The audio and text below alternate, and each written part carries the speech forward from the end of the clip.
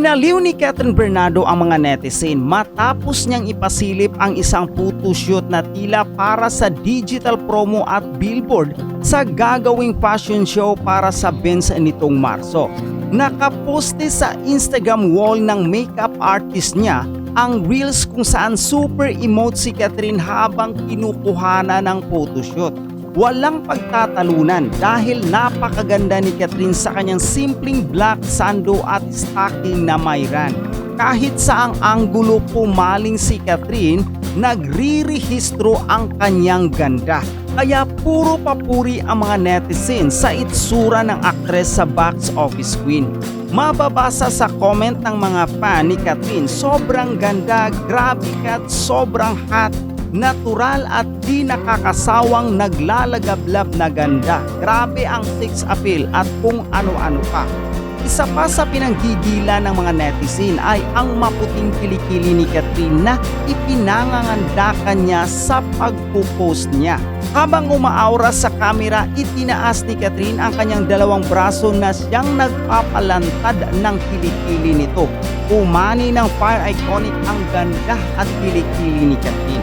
Mukhang pinaghahandaan na talaga ni Catherine Bernardo ang pagpapasexy para sa gagawing trabaho at ang inaabangang muling pagrampa niya sa sexiest and biggest fashion event sa bansa on March 21 sa SM MOA Arena. Ang bongga ni Catherine dahil maalaga talaga siya sa kanyang katawan.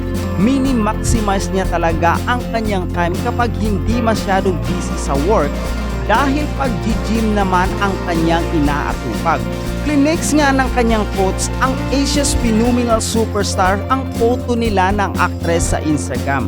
Kwento pa ng former Muay Thai national athlete at celebrity fitness guro ng 1 taon na ang lumipas mula nang sinimulan niyang i-coach si Catherine at nagpasalamat din siya sa tiwala at ibinigay sa kanya ng aktres. Kung matatandaan, kinuha ni Catherine si Mauro para sa kanyang paghahanda sa Cannes at Tuna endorsement shoot last year at nagtuloy-tuloy na nga ang kanilang pagkakaibigan. For sure, kung naglalagablab last week ang online world noong ilabas ang black and white sexy photo ni Catherine para sa isang local clothing brand, mas marami ngayon ang nag-aabang sa gagawin niyang pangangahas na portion sa Benz Fashion Show.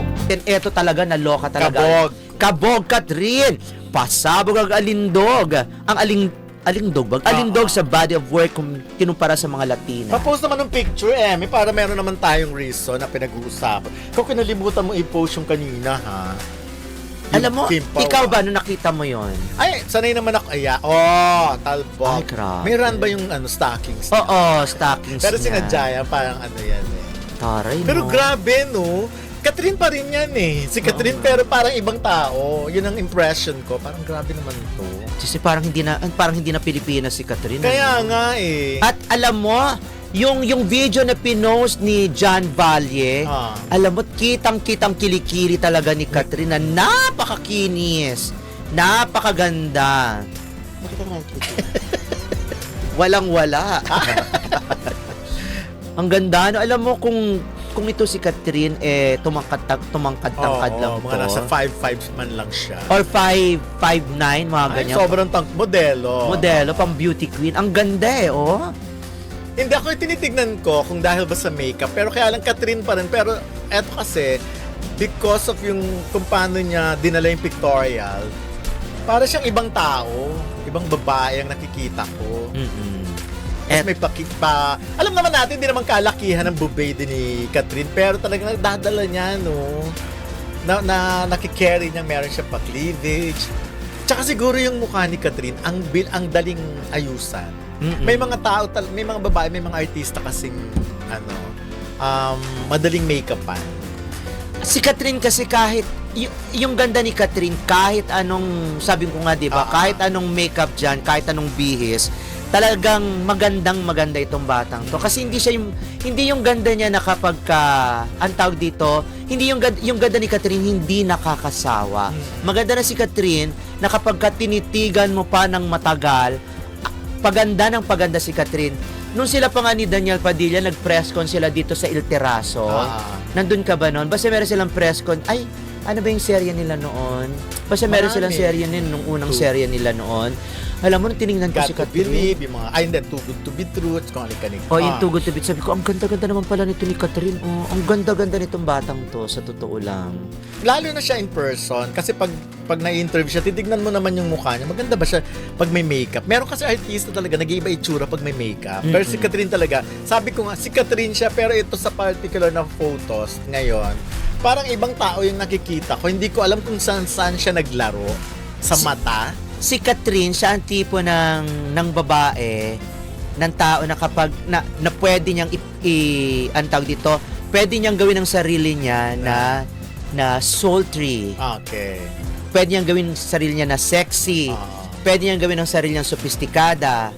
Pwede niyang gawin ang sarili niya na teenager, bata. Plano pag walang makeup si Catherine, kala mo nga high school lang. Yes. Pwede rin niyang gawin yung parang mga innocent na dating, no? Oo, yung mga ganyan. Mga naka-eyeglasses, yung ganyan siya. Yung tas simpleng Eto, oh. tali lang ang buhok. Ayan, Kaya, oo, diba? Kaya nga, Ayan, eh. oh. Oh, kasi iba yan eh. Eto, diba? Oh, ang puti ng kilikili. Oh, diba? Siguro ang ganda kasi ng chin niya, no? Oh, isan nga natin. Paano ito. talaga yung chin niya pa... Tatanggal nga ako ng... Papatapyas nga ako ng dito. Ano Saan? mangyayari? Ha? Pag nagpatapyas ako nito sa gilid. Si Catherine kasi pag... Yan yung hugis bigas talaga yun, ganun, ano? Oo nga. Yung, kaya Kaya paano mini-maintain kaya? mo kaya yung ganyan mo. Hugis, yan ba yung hugis bigas na tinatawag? Hugis patola yata. Charot. Hugis talong yung maliit, yung ganun. Hoy, ang talong naman pa iba baka ganun na yun. Ikaw grabe ka Don, hindi ganon. Hindi nga kasi Hugis- medyo may pabeke ka rin kasi. Pero kung wala ka, kung nagtatanggal ka ng pisngi mo, Catherine na Catherine din. Hugis mangga pwede na. Hindi, pero kung hugis bigas. Manggang kalabaw, ah. Ito naman si Don, hugis. Sasabihin na naman nila, grabe kayo, sakit na naman ang tiyan ko. Basta alam ko kapag pag tinatanong ako, artista ka ba? Mahiya ka naman. Hindi, sinasabi nila, wag mo nang sabihin. Ah. Hindi, maganda ka, di ba? Yun ang paniwala mo, maganda ka. Hali ka na, Ayun Enrique na, pero yun Hill. basta yun. Lalo tuloy, ang dami tuloy nag-aabang. Ipakita muna natin yung yung Oo picture nga, ni yun Catherine, lang. yung kay John Valle. Bago ba yan? Picture ba yun o video? Yung picture nga Picture niya. din. Bongga. O, sige, mamaya na yan. Sige, okay. Enrique Hill, Pero super tsada chika lang. kay NBA player Carl Anthony Towns. Napost naman ng picture ni Enrique Hill din. So, at least napakaswerte din ni Enrique na na-experience niya yung mga ganyan para magpunta doon. Actually, ano rin naman yan, tie-up yan sa, diba? Kaya lang, ang dami nakapansin, ang taba na rin ni Enrique. What do you think? Kaya siya naka-jacket din na black. Diba? Si Enrique kasi may tendency rin na lumaki. Ano ba hinahanap mo? Hindi, kasi parang nakikita ko naman, wala kasi masyadong projects. Hindi ko nga alam kung bakit. Hindi mo parang ang laki niya eh. Ang taba niya. Hindi ko alam kung bakit walang project to. Is it because na ayaw niya nang gumawa ng project at gusto niya series, Oo. teleserye. May gagawin din yan. Kaya Yung lang, ganyan, diba? Actually, last year, nakailang pelikula rin naman siya, di ba? Kaya, wala siguro, sino na ba manager niya? Kaya siguro hindi siya masyadong, sila ano yan, asawa ni Maha, di ba? Sila Maha na ba nagmamanage? Sina Rambo. Kaibigan Hindi niya ko lang. masyadong Ayan, hindi ako, Kabisado. natutuwa lang ako, maswerte siya kasi at least napapadala siya sa ganyan, nabibigyan siya ng opportunity na ma-meet yung mga idol niya kasi ang dami syempreng gustong mapunta sa pwesto niya, di ba? Sa posisyon niya. Kung ikaw rin naman padala dyan, why not, di ba? O, tsaka yung mga, din naman natin, yung mga ibang artista din naman natin na may connection. Nagkakaroon din ng opportunity na magkaroon ng photo op sa mga sikat Pero na... ito with matching interview pa to. basketball Mahaba dyan nga player, niya oo. nasabi na lumpia pala ang paboritong kainin nito na Pinoy. Mm-mm. Ng NBA player na Ikaw ba gusto bang makachika mga ganyan? Mga Actually, nung nasa Hollywood stars? nasa Las Vegas kami dati, may show ang Eat Bulaga. Sinasabi nila na ang dami-daming NBA player na nandun sa lobby ng hotel, di ba? Kaya lang hindi ko naman Kilala, knowing, oo. At saka kasi doon ang tao pare-parehas naman ng itsue. Ako lang nga ang naiiba pag naglalakad kami sa lobby at sa casino. Ako yung tinitignan nila. tinatanong ka, are you beautiful? Tinatanong ka ba, are you beautiful? Hey, you fag! Oh, do you work here? Sabi. Are Are you from here or from there? There. From outer there. Ayan, basta ako, congratulations lang kay Enrique kahit wala siyang masyadong project, pero at least nagagawa niya yung mga bagay na gusto niya. Tsaka sana nga no, magpapayat si Enrique para sumakto pa rin siya dun sa peg ng mga Paolo Abilino, na uy, kasi leading man, aminin natin yun din na ang Joshua labanan Garcia, eh. do mas bata si Joshua, di ba mga ganon? Or, Di mo si Alden, di ba? oo, mga Payami. Alden.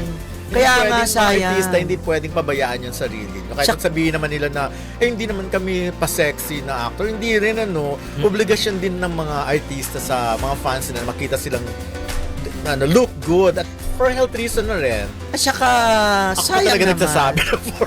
Hindi, at saka, okay lang naman yun kasi Oo. syempre hindi naman tayo artista. Artista ka ba? Hindi, O, ngayon maganda lang sinasabi. ako.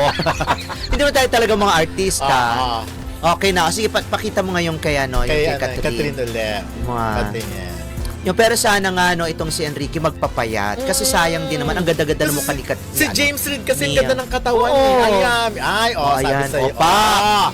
Talbot. Ay, ganda, diba? Ito talaga, walang to video kasi ito, so mahirap. Oh, grabe. Ganda, Kami, Wow.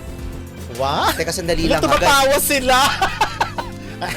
Ay, pakita ng kilikili daw. Dali lang. Catherine, ha? Ayan na. Hinahamon mo ako, ha? Mukhang may chismis. Ayan.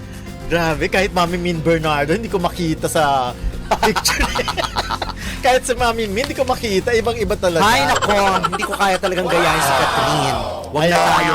Panalo yung video. Video Ang ganda, na yun. no? Ang ganda Kasi yung ni picture bakla. pwede pang minsan ina-alter, inaayos eh. Pero pag video, ang hirap na eh. Di ba? Well, Ang kinis ng kilikili maganda ni ka, Catherine, maganda ka no? talaga. Parang mas makinis pa sa Pesla. ayan talaga naman yung sinasabi kong hindi na kailangan tanungin kung artista. Kasi maganda talaga eh. Ha? Yung mga Tanong mo ganyan nga talaga. ako. Artista ka ba katulad ni Catherine? Dahil tanong mo ako. Artista ka ba na tulad ni Catherine? I changed my mind. Hindi na po ako maganda. Oo naman. Diyos ko dahil. Kung halimbawa naman, nandiyan si Catherine. Tapos Oo. tatanungin ka. Ano ba si Catherine? Ito, Sige. Si Catherine. Ay! Ano ba? Catherine, blah, blah. Ay, Ray! First time ko ito nakikita. Artista ka ba? Pero si Catherine. Hindi pwede, di po ako maganda. Eto yung maganda, Eto. Para wala nang away, eto po si Catherine ang at least, maganda. diba, tumitigil na siya sa illusion. Talaga. Because of Catherine Bernardo. Next! Ang bis...